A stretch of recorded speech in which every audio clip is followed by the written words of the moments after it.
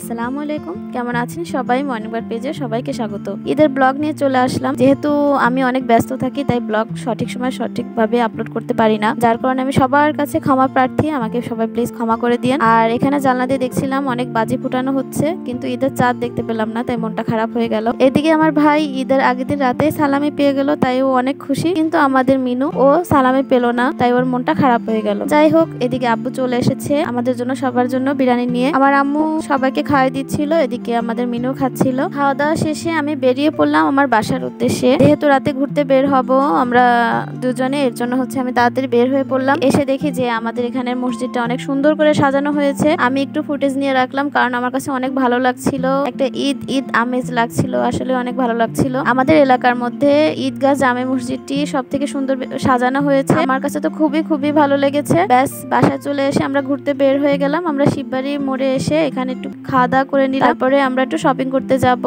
Shopping এর ফুটেজটা নেইনি, কারণ ডাক বাংলার অবস্থা খুবই খারাপ ছিল, রাতে এত ভিড় ছিল যে আমি ফুটেজটা নিতে পারিনি। এদিকে সে আমার জন্য একটা পছন্দ করে পায়েল কিনেছে। রাত 4টার সময় আমার একটু সময় হলো নিজের জন্য, আমি একটু মেহেদি পরলাম। তারপর সকাল সকাল উঠে আম্মুর বাসায় চলে আসলাম। এসে দেখে আম্মু সব ধরনের সেমাই রান্না করে ফ্রিজ ভর্তি করে রেখেছে। শুধু সেমাই না, আরো অনেক রকমের খাবার দাবার আম্মু রান্না করেছে আমাদের জন্য, যা আমার অনেক বেশি পছন্দের খাবার ছিল। আমরা সবাই খাওয়া দাওয়া করে নিলাম, তারপরে আমি একটা লম্বা ঘুম দিলাম, কারণ আমি অনেক রাত পর্যন্ত সজাগ ছিলাম। এই তো ঈদের দিন খাওয়া দাওয়া আর ঘুমানো ছাড়া আর কোনো কাজই নেই। ঘুরতে বের হবো পরের দিন ইনশাল্লাহ, আবার দেখা হবে নতুন একটা ব্লগে। সবাই অনেক ভালো থাকবেন, সুস্থ থাকবেন। আল্লাহ হাফেজ।